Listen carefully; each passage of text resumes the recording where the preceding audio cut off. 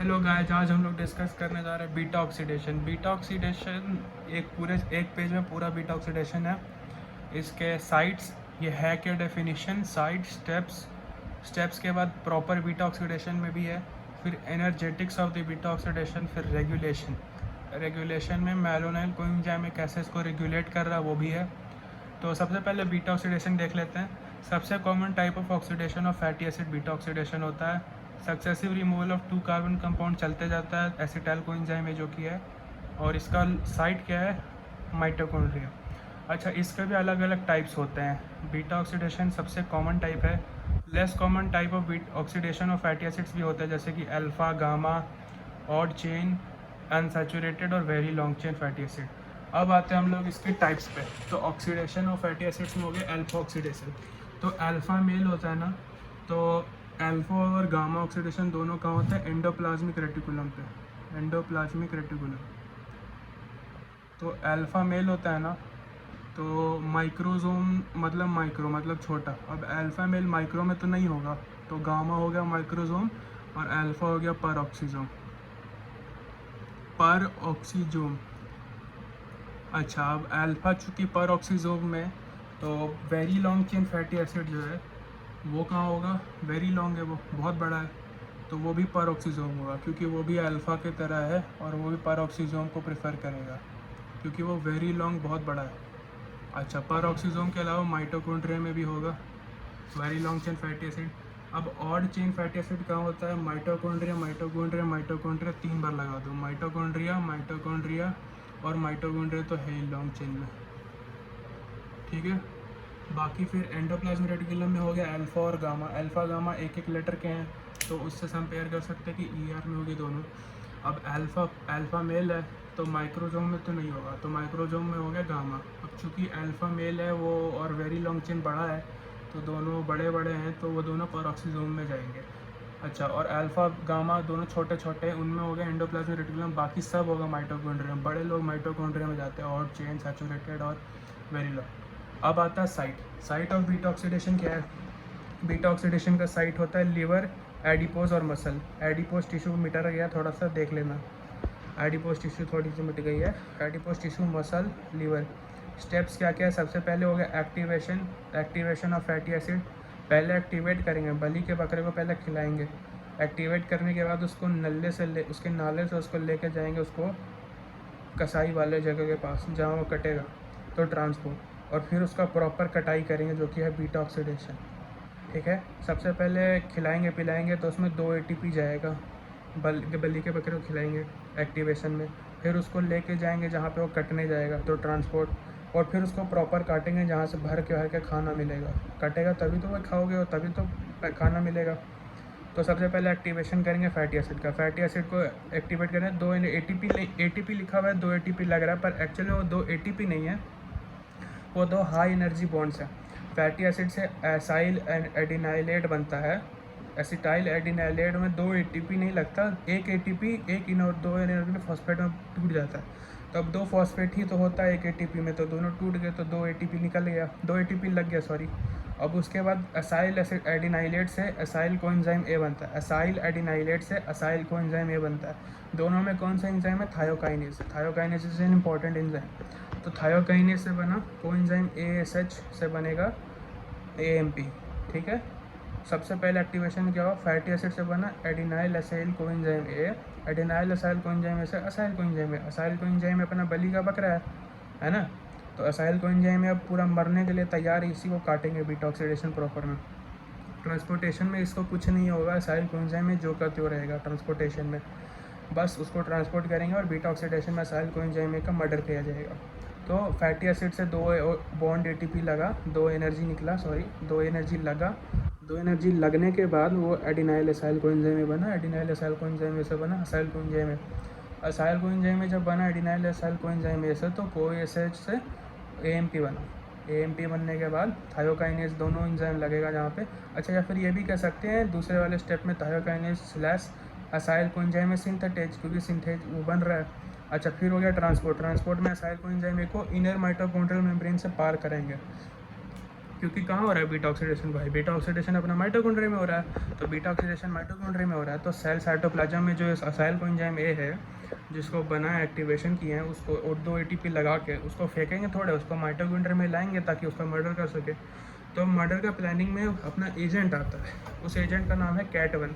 कैट1 बिल्ली को हम कांटेक्ट करते हैं, कांटेक्ट करने के बाद कैट1 अपनी सगेली बहन कैट2 को बोलती है कि चलो असाइल कोएंजाइम को साथ लाते हैं। तो कैट1 क्या करती है कि बाहर में मेम्ब्रेन की कार्निटिन घुसा देती है। अब असाइल कोएंजाइम है ना मेम्ब्रेन का पार नहीं कर सकता, पर जो असाइल कार्निटिन है वो पार कर जाता है। तो असाइल कोएंजाइम में कार्निटिन के साथ जुड़ के असाइल कार्निटिन बना देती है, असाइल कार्निटिन पार कर जाती है और फिर बिल्ली की जो दूसरी साइड में बहन होती है कैट2, अच्छा कैट2 क्या है, कैट2 का फुल नेम होता है कार्निटिन असाइल ट्रांसफरेज, ठीक है, कार्निटिन असाइल ट्रांसफरेज, क्योंकि अपना असाइल जो है उसमें कार्निटिन को ट्रांसफ़र कर रहे हैं, तो carnitine acyl transferase acyl coenzyme में कार्निटिन ट्रांसफ़र कर रही है और फिर वो बन जा रहा है असाइल कोएंजाइम में से असाइल कार्निटिन पार कर रही है, फिर दूसरी बहन हटा रही है कार्निटिन को, कैट2 देख रहे हैं हम लोग हटा रही है। अब असाइल कोएंजाइम में अंदर घुस गया, अब अंदर घुसने के बाद इसका कत्ल किया जाएगा। तो कत्ल करने में ना हम लोग करते हैं ओहो क्लीवेज, इसका ट्रिक है ओहो क्लीवेज, ओहो क्लीवेज, ठीक है। तो बीटा ऑक्सीडेशन और प्रॉपर में होता है 4 steps, oxidation, hydration, oxidation, cleavage. सबसे पहले हो गया ऑक्सीडेशन, ऑक्सीडेशन में 2 बार हो गया, ऑक्सीडेशन, हाइड्रेशन, ऑक्सीडेशन, फिर क्लीवेज। तो ऑक्सीडेशन में आ गया सबसे पहले डीहाइड्रोजिनेज। ऑक्सीडेशन क्या है, डीहाइड्रोजिनेज, ऑक्सीडेशन कर रहे हैं मतलब ऑक्सीडाइज कर रहे हैं, या फिर हाइड्रोजन हटा रहे हैं या फिर वाटर हटा रहे हैं, तो फिर डीहाइड्रोजिनेज।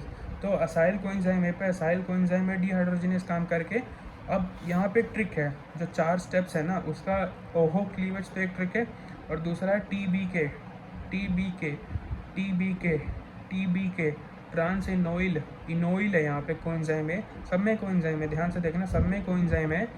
ओहो क्लीवेज 4 स्टेप्स हैं और जो प्रोडक्ट्स हैं उनका नाम है TBK, TBK, trans enoyl coenzyme A, beta hydroxy acyl coenzyme A, keto acyl coenzyme A, और कीटो असाइल कोएंजाइम में से असिटाइल कोएंजाइम ए और असाइल कोएंजाइम ए। सॉरी यहाँ पे थोड़ा सा गलती है, यहाँ पे है असाइल कोएंजाइम ए, सॉरी ये है acyl coenzyme A plus acetyl coenzyme A, ये हो गया acyl coenzyme A plus acetyl coenzyme A. Acetyl coenzyme में कितने कार्बन्स होते हैं, 2, है ना। एसिटाइल कोएंजाइम में लास्ट पार्ट है, एसिटाइल कोएंजाइम में से लास्ट पार्ट है। तो सबसे पहले हो गया अपना ट्रांस टीबीके, असाइल कोएंजाइम ए पे डीहाइड्रोजिनेज एक्ट करेगा यानी ऑक्सीडेशन, तो उससे क्या बनेगा T, trans enoyl coenzyme A. फिर हो गया B, beta hydroxy acyl coenzyme A, फिर क्या हो गया के, तो कीटो असाइल कोएंजाइम है। असाइल कोएंजाइम में सब में है, बस ट्रांस में इनोइल कोएंजाइम है, सब में असाइल कोएंजाइम है। असाइल कोएंजाइम में ट्रांस इनोइल का एंजाइम है, बीटा हाइड्रोक्सी असाइल कोएंजाइम है, कीटो असाइल कोएंजाइम है, असाइल कोएंजाइम है, ठीक है। अच्छा ओहो क्लीवेज, तो ओहो क्लीवेज में ओ मतलब ऑक्सीडेशन, तो डीहाइड्रोजिनेज, तो असाइल कोएंजाइम पे कौन कनेक्ट करे, असाइल कोएंजाइम में डीहाइड्रोजिनेज। फिर उस पर उसके बाद क्या बनेगा, ट्रांस इनोइल कोएंजाइम में, उस पर क्या करेगा, इनोइल कोएंजाइम में हाइड्रेटेज, हाइड्रेशन हो रहा है ना, तो हाइड्रेशन में डीहाइड्रोजिनेज तो आएगा नहीं, क्या आएगा, हाइड्राटेज आएगा, हाइड्रेशन में हाइड्राटेज आएगा, तो इनोइल है, तो इनोइल कोएंजाइम पे क्या करेगा, इनोइल कोएंजाइम में हाइड्राटेज। फिर होगा बीटा हाइड्रोक्सी असाइल कोएंजाइम पे क्या कट करेगा, डीहाइड्रोजिनेज, पर ये कौन सा डीहाइड्रोजिनेज होगा, बीटा हाइड्रोक्सी असाइल डीहाइड्रोजिनेज। फिर होगा कीटो असाइल कोएंजाइम में टीबी के, कीटो असाइल कोएंजाइम पे थायोलेज काम करेगा। याद रखना यहाँ पे थायोकाइनेज था एक्टिवेशन में, एडिनो असाइल एडिनो एडेनाइलेट पे जो था वो थायोकाइनेज था, यहाँ पे जो है वो है थायोलेज, थायोकाइनेज थायोलेज, थायोलाइज से बनेगा वो असाइल कोएंजाइम में प्लस एसिटाइल कोएंजाइम में। फिर आते हैं लास्ट पार्ट एनर्जेटिक्स। एनर्जेटिक्स में क्या है कि अपना एक FADH2 और एक NADH आ रहा था, हर ऑक्सीडेशन है ना, तो अब ऑक्सीडेशन में क्या रिलीज होता है, ऑक्सीडेशन में एनर्जी होता है, ऑक्सीडेटिव फॉस्फोरिलेशन पता ही है अपने को, सबस्ट्रेट लेवल फॉस्फोरिलेशन होता है और ऑक्सीडेटिव फॉस्फोरिलेशन होता है। तो यहाँ पे बनेगा एक FADH2 फर्स्ट स्टेप पे ऑक्सीडेशन पे, और यहाँ पे बनेगा एक NADH, एक सेकेंड, एक NADH, एक FADH2 और एक NADH, है ना। एक FADH2 बन रहा है ऑक्सीडेशन पे, और फिर तीसरे वाले स्टेप पे भी एक NADH बन रहा है। ये था। इसके बाद आता है अपना थायोलेज लास्ट स्टेप पे, और एसिटाइल कोएंजाइम है और असाइल कोएंजाइम है। अब ये असाइल कोएंजाइम है वापस से ऊपर जाएगा और बीटा ऑक्सीडेशन का होते रहेगा असाइल कोएंजाइम का बार बार। आते हैं एनर्जेटिक्स पे। तो अब एनर्जेटिक्स में ऑब्वियसली पता है एक FADH2 और एक NADH है। अब आते हैं पैल्मेटिक एसिड और स्टीयरिक एसिड। तो पैल्मेटिक एसिड में 16 कार्बन है, तो दो कार्बन निकालोगे तो कितना बार निकलेगा? 8 बार।